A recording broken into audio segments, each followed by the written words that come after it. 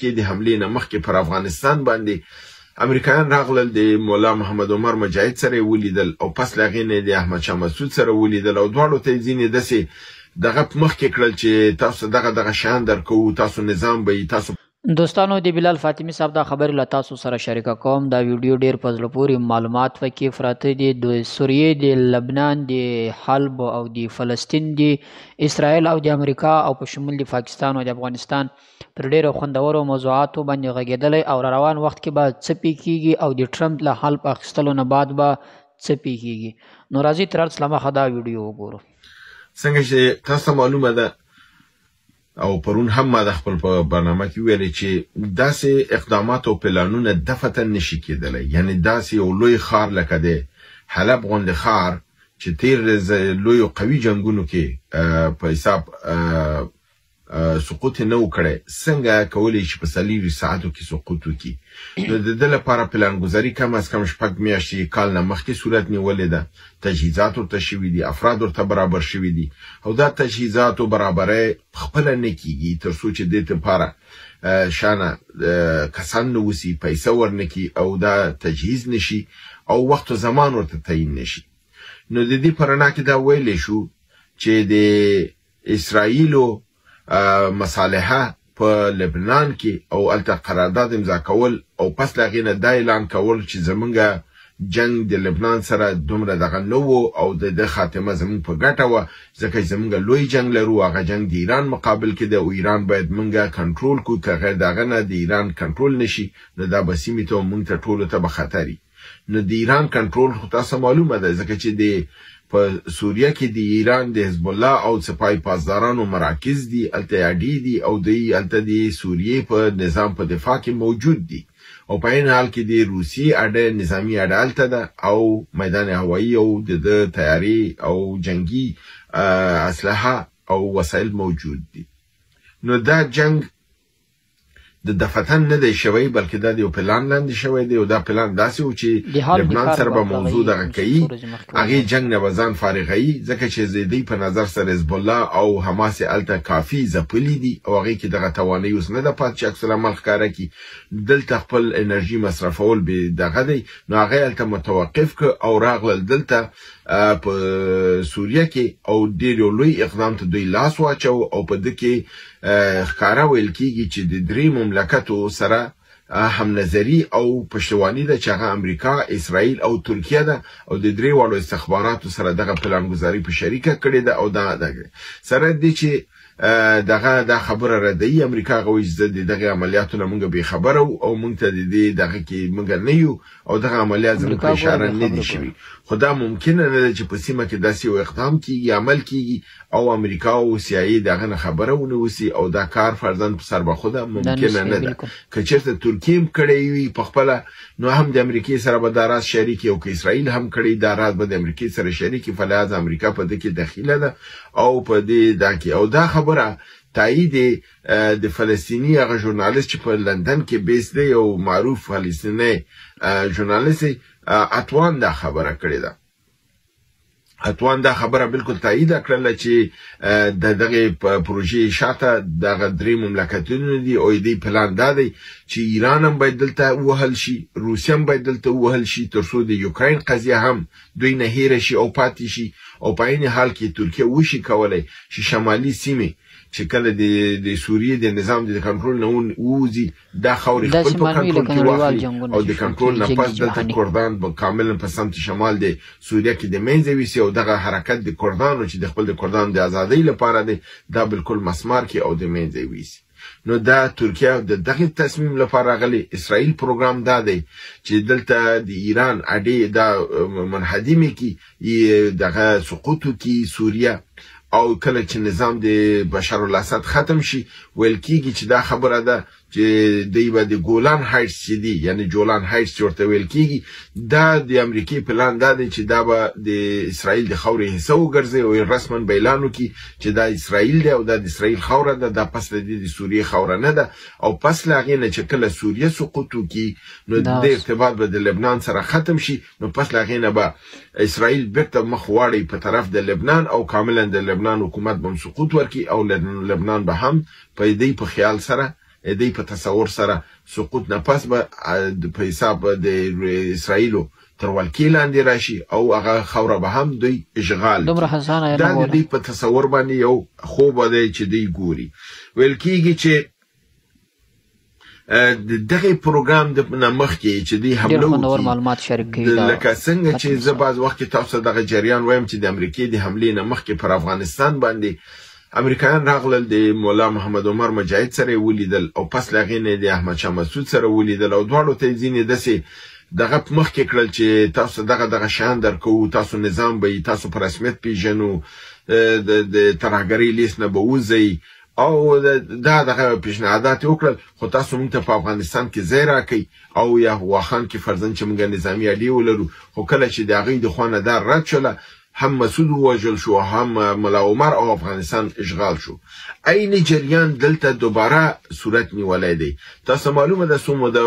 مخکې یعنی د هفته دوه هفتې مخکې بشار الاسد ځینو عربي ممالکو ته سفر وکړ او هلته د عربي اسلامي نړۍ کنفرانس کې هم ګډون وکړ او پس له هغې نه د امارات متحده د قطر او د بعضې عربي ممالکو مشرانو سره ولیدل ویل کېږي چې په دغه عربي ممالکو په ملاقات کې یو د عربي ممالکو مشرانو نه چې د همدغه شیخ نشینو وړوکو ملکونو نه دی د امریکا یو پیغام د ته ورسو او په ضمن کې د اسرائیل پیغام و چې د ته ویلي چې که چېرته ته د ایران او د روسیې نه لاس واخلې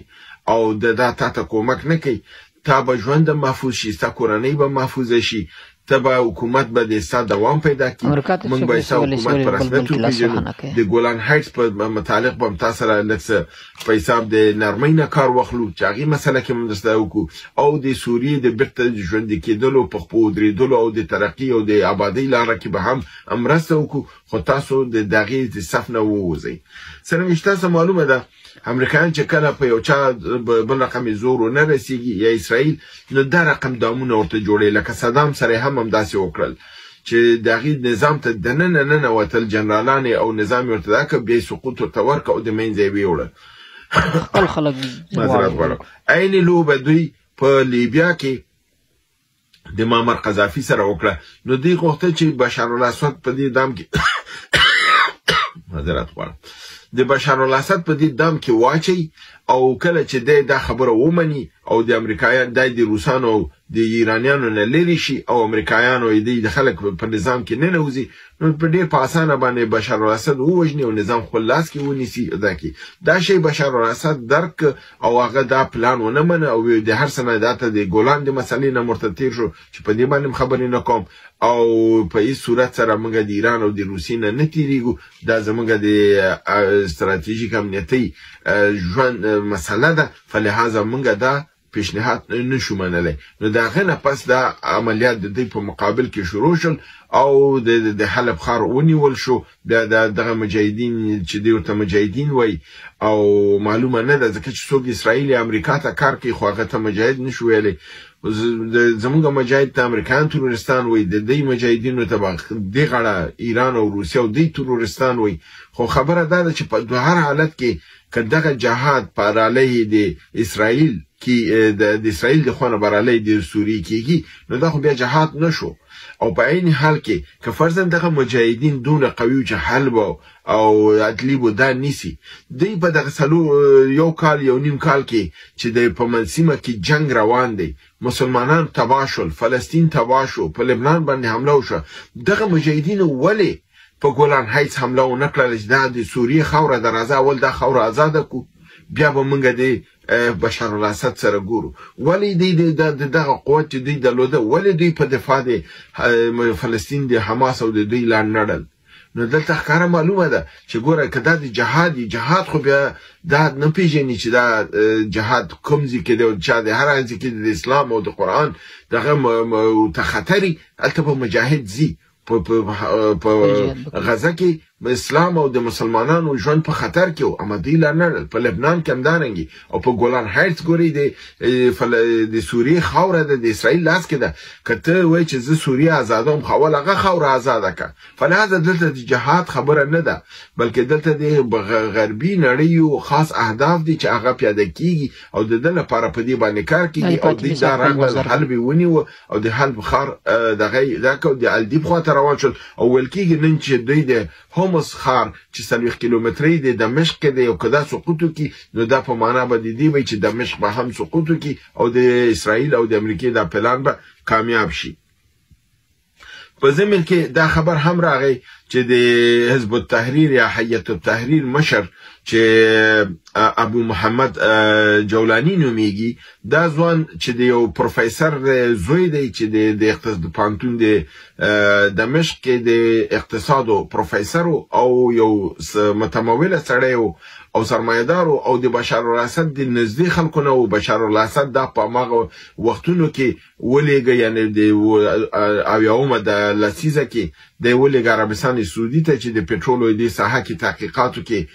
ساينسي تحقیقاتو کې التکارو کې همکاریو کې او په دغه زمان کې په سعودي کې دغه ابو محمد جولانی په 1980 کې الته تولد شو بیا دا بیرته دی چې سوریه ته راغله دالته لوی شو او د بیا د دغه القاعده سره پیوست شو د القاعده په ذریعہ د لاړ دغه ته عراق ته په عراق کې د ابو مصعب الزرقاوي سره یو ځای د عراق د حکومت او د دغه په مقابل کې وجنګید به د بیرته راغی سوریه ته او په سوریه کې او تر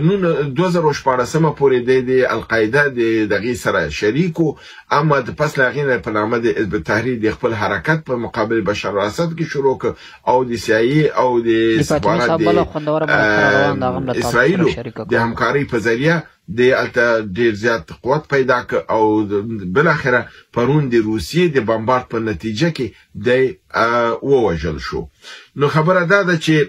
دغه شی چې دوی وکړ چې د حلب او د الدیب او د هومس خارونو سقوط د ایران او د روسیې لپاره حیاتي مسله ده د دې خارونو سقوط کول یا د نظام سقوط کول د